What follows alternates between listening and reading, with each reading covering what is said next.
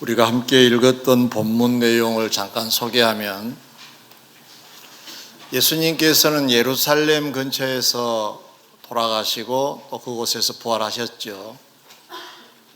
그런데 제자들과 함께 지금 갈릴리 쪽에서 만나고 계십니다. 예루살렘은 이스라엘의 남쪽 지역이라면 갈릴리는 북쪽 지방입니다.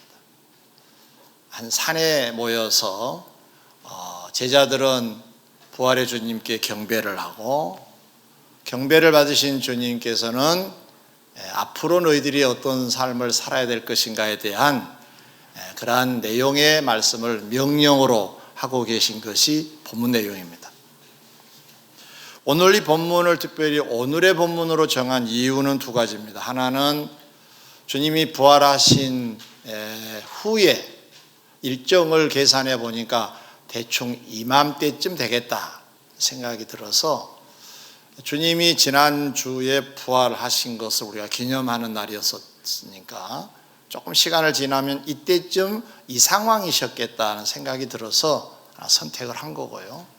또 하나는 부활을 믿는 우리들에게 부활의 주님이 특별히 당부하신 내용은 무엇인가, 내용이 담겨져 있어서 두 가지 의미가 충족된 본문이어서 오늘 소개하게 되었습니다. 경청하셔서 부활을 믿는 우리들답게 세상을 부활신앙으로 살아 승리하시기를 먼저 주의 이름으로 축원합니다. 첫 번째 말씀입니다. 부활의 주님을 만난 자들은 11명의 제자였습니다. 한 명은 어디 갔죠? 죽었죠. 가룟 유다입니다. 그런 자결을 해서 세상에 없습니다. 11명의 제자만 남아 있었고, 그 제자들이 지금 갈릴리 한 작은 산에서 예수님을 뵙고 있습니다. 17절에 보면 예수를 배웁고 경배하나 아직도 의심하는 사람들이 있더라 그랬어요. 자, 경배를 하고 의심하는 자가 있었다라고 하는 것은 두 가지 의미가 있습니다. 하나는 의심하는 자가 있었다는 말의 의미는 부활 자체가 충격이었다는 말입니다. 쉽게 받아들여질 수 없었다는 얘기입니다. 여러분, 어제 만난 사람 오늘 만나면 어제 분이 오늘 만나니까 뭐 다른 건 없잖아요. 근데 어제 죽었어요. 근데 오늘 살아서 만나고 있어요. 이거 믿어지겠습니까? 이 자체가 충격적인 사건이었습니다. 그래서 제자들이지만 아직도 의심하는 자가 진짜인가, 우리가 환상을 보나, 이런 입장이었다는 거고요. 또 하나는 경배했다라고 되어 있는데, 이 경배했다고 하는 말을 원어로 찾아보니까 이돈테스라는 헬라 말이에요. 근데 이돈테스라는 말은 언제 쓰냐 하면은 절대자, 하나님께 절할 때 쓰는 용어예요. 이게 경의를 표하고 존경을 몽땅 모아가지고 절로 표현할 때 이 이돈테스란 말을 쓰는데, 전에는 제자들이 이런 인사를 주님께 하지 않았어요. 그냥 랍비여 안녕하세요 이런 정도였습니다. 스승님 안녕하세요 이런 정도였습니다. 근데 지금은 경배를 했다고 합니다. 마치 땅바닥에 온몸을 깔고 그 주님께 절을 한 이돈테스, 온갖 경의를 표하는 그런 시간을 지금 갖고 있다는 겁니다. 왜 그랬을까요? 부활의 주님이 너무 신비스러워서, 일상적이지 않아서, 놀라운 충격적인 사건이기 때문에. 자, 11명의 제자는 지금 누구를 만나고 있다고요? 주님을 만나고 있는데, 그 주님은 어떤 주님이라고요? 부활의 주님. 근데 부활의 주님, 그렇게만 우리가 생각하면 부활, 하도 많이 들어서 부활도 이제 그렇게 충격적이지 않게 들려질 수 있어요. 근데 오늘 본문에 보면 의심할 정도로, 또 경배를 할 정도로 그 주님의 위상은 전혀 다른 위상이 되었다는 겁니다. 빛났겠지요. 어제 분이 오늘 그대로 재현된 것은 아닙니다. 전혀 다른 모습으로 다른 위상을 가지고 나타나 주셨던 겁니다. 지금 제자들은 그 부활의 주님을 바라보고 있고 그 부활의 주님의 말씀을 듣고 있는 것입니다. 첫 번째 교훈입니다. 우리는 십자가에 돌아가시 전 주님과 같은 그런 자세로 주님을 대하지 말자는 얘기입니다. 물론 그 주님이 다른 주님이고 낮은 주님이고 형편없는 주님이라는 말씀은 아닙니다. 그러나 부활이라고 하는 또 다른 큼직한 이 사건을 지난 영광스러운 몸으로 변화되신 그 예수님을 바라보자는 것입니다. 그러면 우리들의 행동이 어떻게 바뀌어져야 되느냐? 의심할 정도로 놀랍다라는 반응으로 주님을 바라봐야 된다는 말씀이고, 제자들이 경배를 했다고 했는데 그 경배의 심정으로 돌아가서 우리가 주를 대할 수 있어야 된다는 말씀입니다. 자, 부활의 주님을 경배하듯 대한다. 이게 어떤 의미가 있을까요? 놀랍고 두려운 마음으로 경외심을 가지고 주님을 대하는 게 맞다는 것입니다. 여러분, 주님을 어떻게 대하고 계신가요? 주님을 어떤 상대로 여기면서 주님을 만나고 있습니까? 혹시 옆집 아저씨 정도로 만나고 계신 건 아닌가요? 아니면은 훌륭한 말씀을 가르쳐 주신 그냥 단순히 한 시대의 랍비 정도로 대하고 계시면 그건 잘못된 것입니다. 부활의 주님을 뵙기를 바랍니다. 경배를 받으시기에 합당하신 부활의 주님을 바라보시고 믿으시기를 바랍니다. 우리의 믿음의 색깔이 달라져야 된다는 말입니다. 그냥 주님 십자가 지시기 전의 상황에 만약에 주님이 나타나셨으면 제자들도 이런 놀라움이 없었을 겁니다. 네, 제자들은 부활의 주님을 지금 목격하고 바라보고 경청하고 있습니다. 그러므로 앞으로 우리의 신앙생활에서 기도를 할 때도 부활의 주님을 바라보고 기도해야 될 줄 믿습니다. 경배심이 가득한 경외의 마음을 가지고 기도하고 말씀도 들으시기를 권면합니다. 그분이 지금 종을 통해서 말씀하고 계신다는 걸 전제하시면서 들으실 때 우리들의 말씀의 자세, 경청의 자세도 달라질 줄 믿습니다. 우리가 주의 일을 많이 하는 자들인데 주의 일 할 때에도 부활의 주님과 함께 그 부활의 주님을 바라보면서 일하고 있다는 걸 전제하신다면 우리들의 일의 자세 또한 달라지지 않겠냐는 것입니다. 사랑하는 성도 여러분, 11명의 제자가 만난 분은 누구라고요? 부활의 주님이십니다. 우리가 믿고 바라보고 의지하는 분은 누구시라고요? 부활의 주님이십니다. 이 속에 다 들어있습니다. 의심할 정도로, 경배를 받으실 정도로, 그리고 모든 권세를 받으신 그 예수님을 바라보는 자로 신앙생활 하셔서 여러분의 앞날이 다 복되시기를 주의 이름으로 축원합니다. 둘째로, 그 부활하신 주님께서 제자들에게 명하신 말씀이 있으셨는데 그 명령이 무엇일까입니다. 오늘 제목이 뭐라고요? 명령을 우리가 좀 관심을 갖자는 겁니다. 명령이 뭘까요? 오늘 본문 19절 20절에 너희는 가서 모든 민족을 제자로 삼아 아버지와 아들과 성령의 이름으로 세례를 베풀고 내가 너에게 분반 모든 것을 뭐하라? 가르쳐 지키게 하라 하셨습니다. 자, 이거 매우 중요합니다. 19절 20절 한번 읽어볼까요? 시작.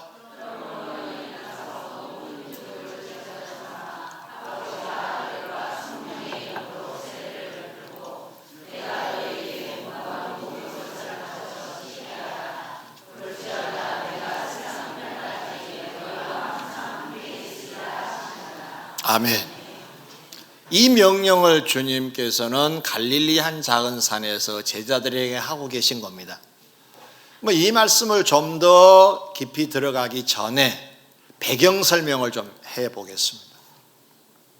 자, 지금 갈릴리 근처 작은 산에 제자들이 와 있습니다. 주님도 지금 이곳에 와 있습니다. 자, 그러면 여기 오시기까지, 제자들이 오기 전까지 무슨 일이 있었는가? 여기서 조금 우리가 관심을 좀 가져야 됩니다. 마태복음 28장 10절, 오늘 본문 그 앞부분에 가보면은 예수께서 이르시되 무서워하지 말라, 가서 내 형제들에게 갈릴리로 가라 하라. 거기서 나를 보리라 하시니라고 하셨어요. 이 말씀은 이런 내용입니다. 막달라 마리아를 위시한 몇 명의 여성들이 향품과 향유를 준비하여 주님의 이제 무덤을 찾아갔습니다. 예수님 시신의 냄새가 날까 싶어서 이제 그것을 뿌리고 그곳에 두기 위하여 준비하여 안식 후 첫날에 바로 무덤을 찾아갔습니다. 주님은 계시지 않았습니다. 부활하셔서 바로 이제 부활체의 몸으로 그 무덤의 자리에서 나와 계셨습니다. 최초로 그 주님을 만난 자가 막달라 마리아인데 얼마나 놀랐겠어요. 돌아가셔서 지금 냄새 날 걸 생각하고 지금 향품과 향유를 준비하여 왔는데 지금 주님이 부활하고 안 계시니까 얼마나 놀라웠겠습니까? 전에 물론 부활할 것이라는 말씀을 하셨지만 믿어지는 그 믿음은 없었습니다. 여전히 불신을 하고 의심한 상태였는데 주님께서 이제 당신이라고 소개를 해 주셨습니다. 무서워하고 있자, 이렇게 말씀하십니다. 무서워하지 마라. 가서 내 형제들에게 갈릴리로 가라 하라. 거기서 나를 보리라 하시라고 하셨어요. 자, 당신을 소개하시고 이제 평안을 이제 주신 다음에 하신 말씀이 형제들에게 가서 갈릴리로 가라고 그래라고 하셨어요. 그래서 이 막달라 마리아 일행은 제자들이 숨어 있는 곳에 가서 예수님을 만났다. 성질 급한 베드로는 쫓아 나가 보기도 하지요. 그 나머지 제자들이 다 지금 듣고 있는 내용이 뭡니까? 갈릴리에서 예수님이 당신들을 만나자고 그러셨다. 딱 빨리 갈릴리로 가자 해서 남쪽 예루살렘에서 북쪽 갈릴리로 달려가게 됐던 것입니다. 이 날을 계산해 보면 아까 말씀드린 대로 부활하시고 며칠 있는 시간들 아니었는가 하는 생각을 해봅니다. 자, 그럼 오늘 본문으로 다시 돌아갑니다. 오늘 본문에 주어진 명령은 언제 주어진 명령이냐? 자, 방금 배경 설명을 제가 해드렸죠. 갈릴리 한 산을 말씀하셨고 그곳에서 나와 함께 만나자라고 하는 말씀을 사전에 마리아를 통해서 알려주셨습니다. 제자들은 마리아의 소식을 듣고 갈릴리로 갔습니다. 예수님도 당신의 약속을 지키시려고 갈릴리로 가서 계셨던 것입니다. 자, 이곳에서 예수님이 명령을 하셨는데 그 명령 내용보다 더 중요한 것은 이 명령은 반드시 지켜져야 할 명령이라는 것을 우리가 알아야 하겠다는 것입니다. 왜냐하면 그냥 말씀하셔도 되는데 특별한 장소에서 말씀을 하셨습니다. 이 특별한 장소가 어디일까? 학자들의 견해는 다양합니다. 아마 주님이 이 천상의 모습, 하나님 나라의 모습으로 변화되셨을 때 보여주셨던 그 산, 변화산 아닐까? 뭐 이런 설도 있습니다. 정확하게 어느 산이라고 되어 있지 않기 때문에 우리가 뭐라고 말할 수는 없지만 굉장히 의미가 깊은 산이었던 것만큼은 사실 아니겠냐는 겁니다. 이 산에서 특별한 명령을 내리십니다. 자, 특별한 장소, 그곳으로 모여라고 말씀하시고 그곳에서 보니까 특별한 장소고 특별한 장소에서 특별한 명령을 내리신 내용이 뭡니까? 복음을 전파하라는 내용입니다. 다시 말하면 이 명령은 특별한 명령이니 반드시 참여해야 될 것이라고 하는 의미를 갖고 있습니다. 성도 여러분, 이 일을 좀 더 구체적으로 이제 나눠보겠습니다. 우리가 이 일에 참여해야 된다는 말씀을 드렸어요. 오늘 본문에도 보면은 복음을 전파하라고 되어 있고요. 그리고 그들에게 성경을 가르쳐 지키게 하라고 하는 말씀이 되어 있는데, 이걸 우리식으로 요약하면 두 가지입니다. 하나는 전도요, 하나는 양육입니다. 전도에서 예수 믿게 하라는 의미와 예수 믿는 그들에게 더 잘 믿도록 도와주는 일을 하라고 하는 것이 두 가지 내용입니다. 모든 민족에게 가서 적극적으로 이 일을 하라고 주님이 말씀하신 것입니다. 성경의 예를 들어보겠습니다. 사도행전 16장에 보면 사도 바울이 몇 명의 사람들을 이제 문안하면서 그 사람들이 자기와 어떤 관계에 있었는가를 소개합니다. 16장 1절 이하에 보니까 베베라는 여자 집사, 브리스길라와 아굴라 부부, 마리아라고 하는 여인, 이런 분들이 쭉 소개가 되고 있습니다. 근데 이들이 도대체 무슨 일을 한 사람들인가 봤더니 베베 같은 경우는 보호자 역할을 했다는 거예요. 자식을 양육하는 부모처럼 물심양면으로 도움을 준 여인이 베베라는 여인이라는 것입니다. 뿐만 아니라 브리스길라와 아굴라 부분도 사도 바울이 고린도 지역에서 활동을 할 때 같은 집에서 먹고 마실 정도로 그렇게 긴밀한 관계 속에서 일을 한 사람들이라고 소개하고 있습니다. 성경은 이들을 가리켜서 뭐라고 표현하고 있느냐? 동역자라고 말하고 있습니다. 하나님의 동역자, 주의 종들과의 동역자라고 얘기를 하고 있습니다.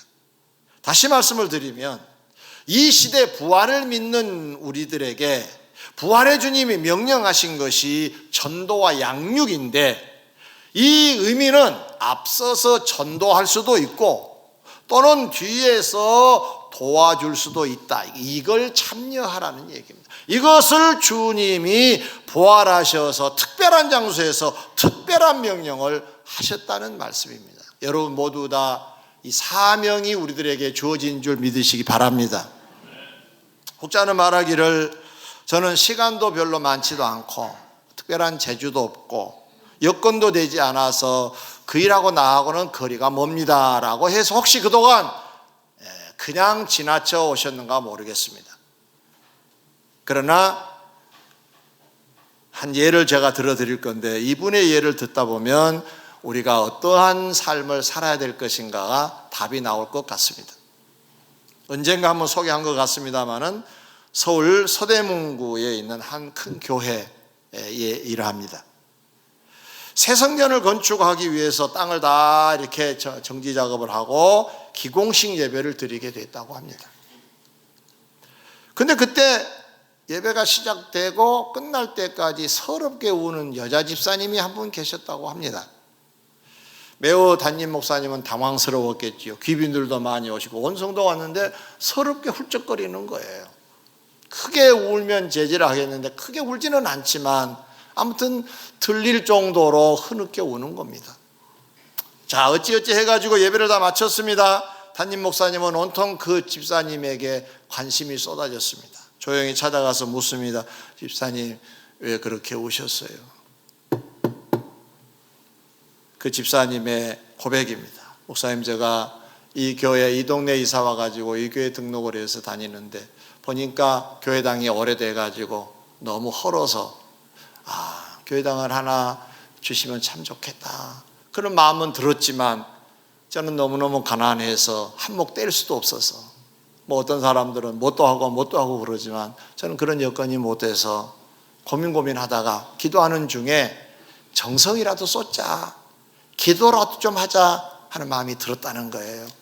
그래서 그럴 바에는 솔로몬이 1000번제 드렸다고 하는데 적은 액수지만은 정성을 모아서 하나님 앞에 내 사정을 아뢰고 이 성전 건축을 이제 위에서 내가 이렇게 지금 기도하고 있다고 하는 것을 보여드리면 좋겠다는 생각을 들었다는 거예요. 그래서 그 마음을 결심하고 적은 액수여서 자기 이름도 밝힐 수가 없었다는 거예요. 그래서 이제 1000번제를 하는데 오늘 기공식 이날이 1000번제가 딱 끝나는 날이었다는 거예요. 그 집사님이 생각할 때 너무 감사했다는 거예요. 하나님이 내 기도 들어주신 것 같아서, 물론 다른 어떤 배경도 있겠지만은 이 집사님이 생각할 때는 내 기도가 응답된 것 같아서 너무 감격스러워서 울지 않을 수가 없습니다 라고 하는 고백을 목사님께 했다는 겁니다. 목사님이 속으로 상당히 당황스러웠다는 거예요. 기쁘고 감사하면서도, 왜냐하면 당신이 하나님 앞에 이쁘게 보여서 새 성전 주신 줄 알았는데 알고 봤더니 이 집사님의 정성이 쏟아져서 이 새 성전이 건축되는구나 생각해 보니까 부끄럽기도 하고 더 감사했다고 하는 그런 간증을 들어본 적이 있습니다. 교회당을 짓는 대로 일을 주의 일이라고 전제하면 주의 일이죠. 돈 많은 사람이 한몫될 수 있지요. 집 한 채 팔 수도 있겠지요. 땅 팔아 헌금할 수 있겠지요. 그러나 그것으로만 교회당이 세워지는 것은 아니라는 겁니다. 그 가난한 집사님, 액수를 이름을 밝히고 싶지 않을 정도로 너무 미미한 돈, 그것이지만 눈물의 기도, 간절한 소원이 모아져서 새 성전이 기공된 것, 바로 그 현장이 되지 않았습니까? 자, 우리는 어떤 모습으로든지 일조하는 자가 돼야 됩니다. 앞서서 열심히 하든 뒤에서 후원하든 기도하든 적은 내용으로 이렇게 또 협력하든지 간에 어떤 모양으로든지 우리에게 어떤 느낌이 오면, 어떤 하나님의 감동을 주시면 그 일을 수행하는 데 있어서 최선을 다하는 것이 그 일에 참여하는 동력자가 되지 않겠냐는 것입니다. 베베가 그랬고 브리스길라와 아굴라 부부가 그랬던 것처럼 우리도 그렇게 참여해야 될 줄 믿습니다. 미국의 유명한 경제학자 가운데 하버드 대학 출신인 역대 대통령 자문역을 많이 했던 분, 존 케네스 케일 브레이스라고 하는 박사가 한 분 계십니다. 이 케일 브레이스 박사는 경제의 서적 중에, 경제학을 연구하신 분들은 아시겠지만 대공황, 불확실성의 시대, 미국의 자본주의라고 하는 명작들을 남긴 사람입니다.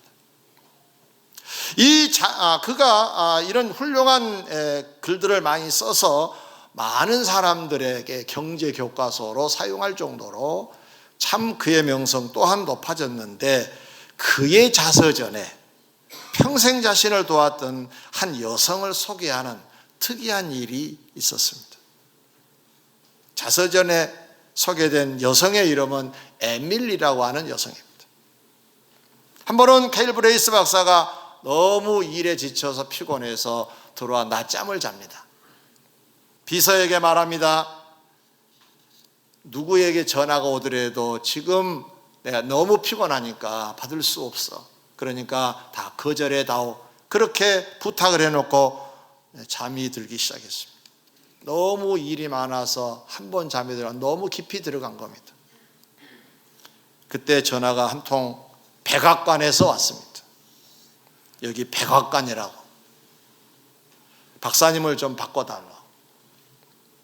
에밀리가 이렇게 대답을 했다고 합니다. 죄송합니다. 너무 피곤해서 낮잠을 주무시는데 깨울 수가 없습니다. 다음에 전화해 주시죠. 그분이 전화를 끊지 아니하고, 나 대통령일세, 린든 존슨이야. 좀 성질이 났겠지요. 대통령 전화를 비서가 거절을 하니까. 에밀리의 대답입니다. 각하시군요. 너무 죄송합니다.